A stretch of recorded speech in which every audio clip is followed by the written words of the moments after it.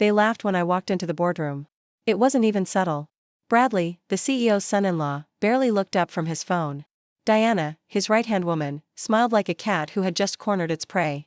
The others were quieter but just as complicit. I wasn't supposed to be there, this meeting wasn't for me. And it sure as hell wasn't about me. The thing is, I never asked for their approval. I never needed it. But that didn't stop them from trying to make me feel small. And when they did, humiliated me, paraded me in front of the very people who were supposed to respect my family's legacy, that's when I knew. The moment of weakness they expected, the moment I would crumble under the pressure, never came. They had no idea who they were dealing with. I pushed back against the table, my palms flat. I could feel their eyes on me, waiting for me to flinch, to take their cruel jokes like the good little daughter of the late founder.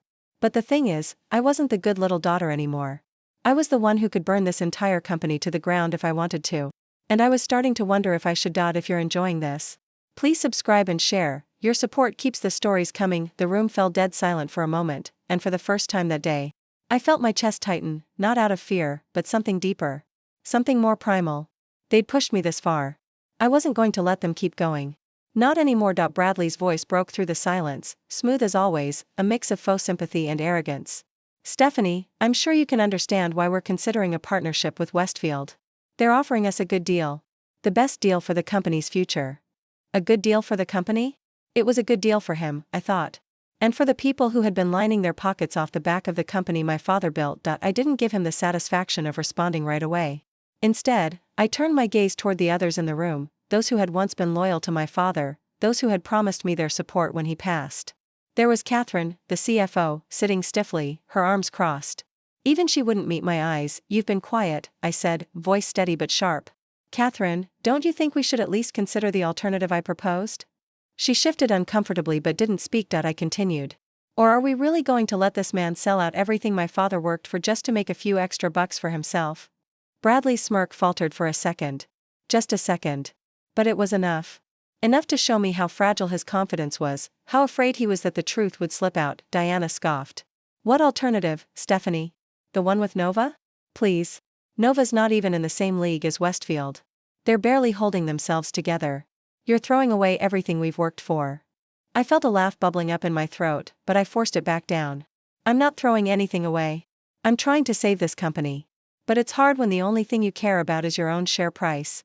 The words hit like a slap, and I could see Bradley's fingers twitch at his phone. He hated me now. He hated me for even suggesting that there was a better way, but I wasn't done. Not by a long shot. I pulled out the folder I'd been holding onto for the last few days, the one that had been gathering dust on my desk while Bradley thought he could run things into the ground. The one that contained the evidence of his financial mismanagement, the emails, the unapproved transfers, the blatant disregard for the employees who kept this place afloat. I slid the folder across the table. Bradley's face turned pale. What's this? He asked, trying to mask his nervousness. You tell me. I leaned back in my chair, meeting his eyes. I think it's time we had a real conversation about your future. The room shifted again, the tension thick enough to choke. The others were starting to murmur, the first cracks in Bradley's ironclad grip on this place appearing in real time.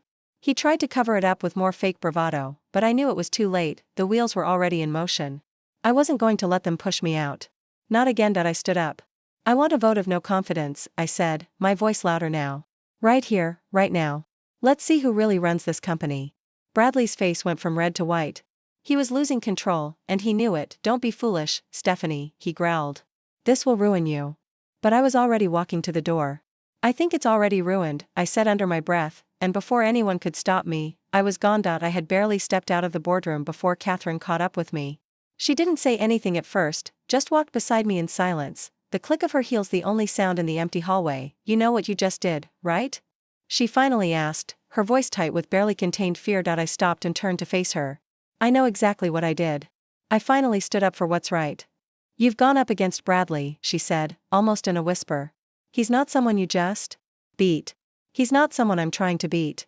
He's someone I'm trying to stop before he burns this company to the ground. Catherine took a breath, her gaze softening. You're not just fighting him. You're fighting everyone who's already chosen his side. I know. But I'm not doing this alone. I have evidence. I pulled the folder from my bag and held it out to her. Her fingers trembled slightly as she took it. She opened it slowly, scanning the pages with a frown. This is bad. This could ruin him. Good, I said flatly. It should ruin him. He's been using the company as his personal piggy bank while acting like he's some kind of hero. Catherine nodded, handing the folder back to me. You have to be careful. Bradley's got connections. If he has to, he'll drag you down with him. I met her gaze, letting the weight of my words sink in. Then let him try. She hesitated, looking down the hallway, her expression torn. If you're really doing this? If you're really going to fight him? She trailed off for a moment, as if deciding something. You're going to need more than just me. I know, I said. But you're a good place to start.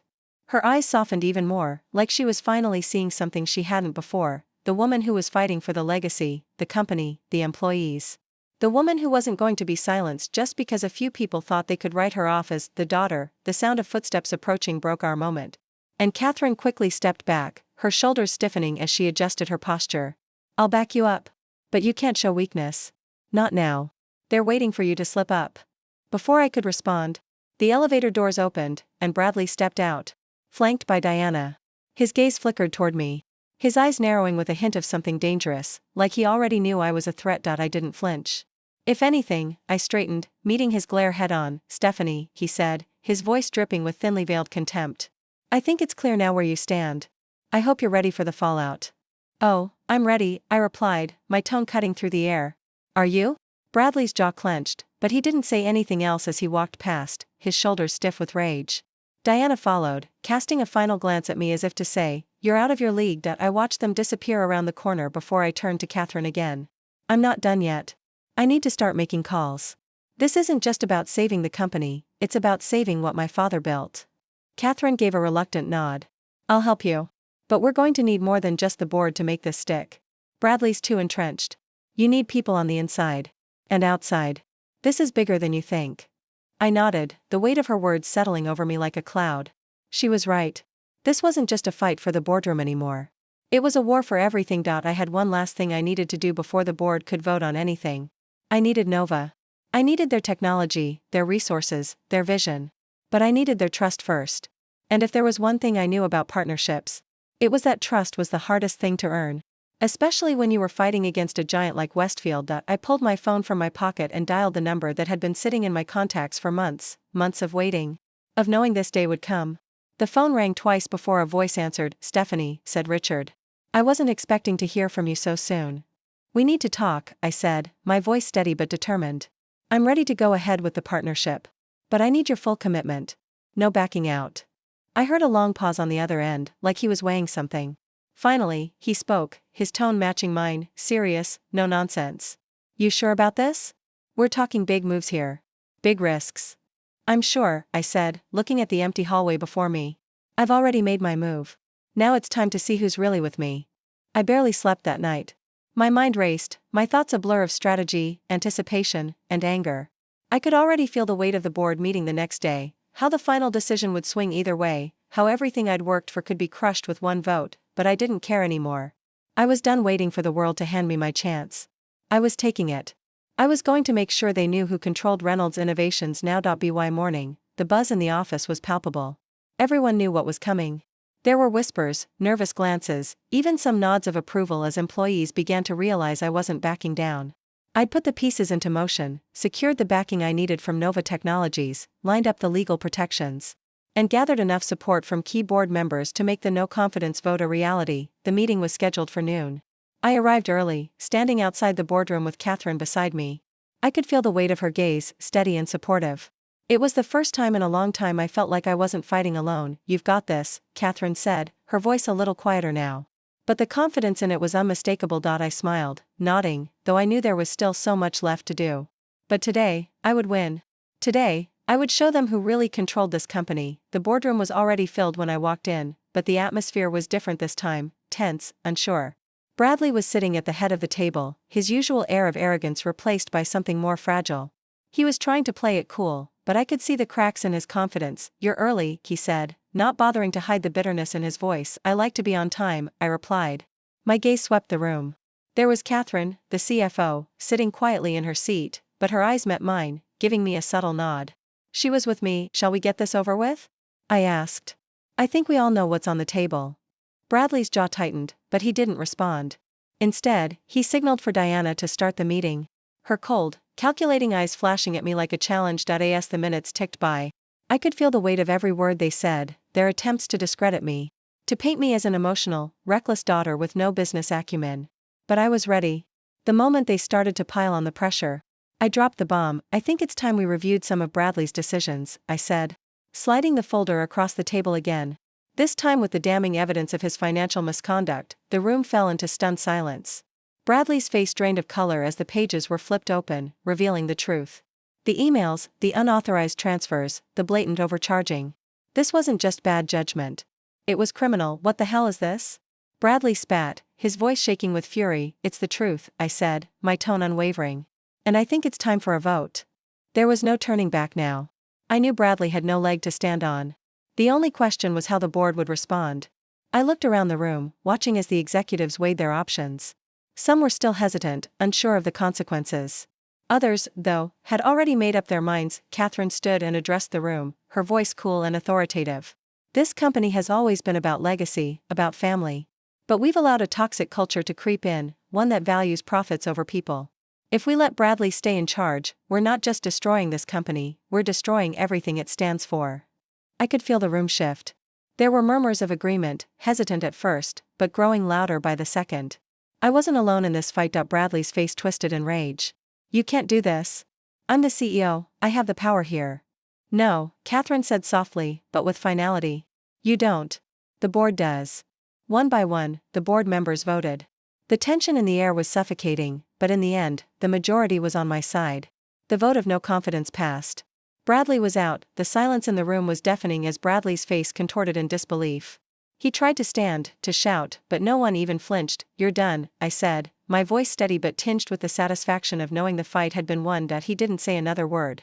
Instead, he stormed out of the room, his pride shattered in front of everyone. Diana followed behind him, but I barely spared her a glance. The battle wasn't over. It had only just begun. I took my seat at the head of the table, feeling the weight of the moment. I'm not going to sell this company out. We're going to stand on our own. We're going to build something better. Catherine was the first to stand and applaud, and slowly, others followed suit. It wasn't just a victory for me. It was a victory for the people who had built this company with their sweat and hard work. For my father, whose legacy was finally being protected. The next year was a whirlwind.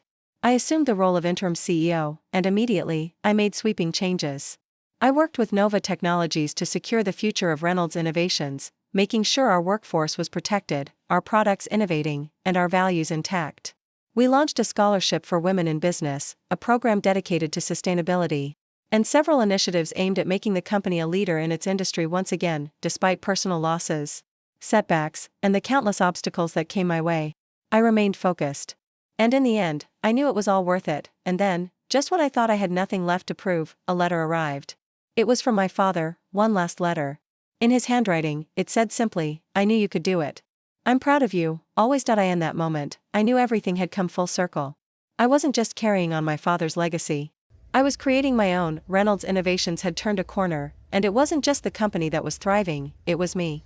The daughter who'd been underestimated, humiliated, and pushed aside, now stood at the head of the table, a leader in her own right. And Bradley? He and Diana were gone, their shares repurchased at fair market value. No buyout. No bargaining. They had no power here anymore. This was my company now. And the future? It was brighter than ever.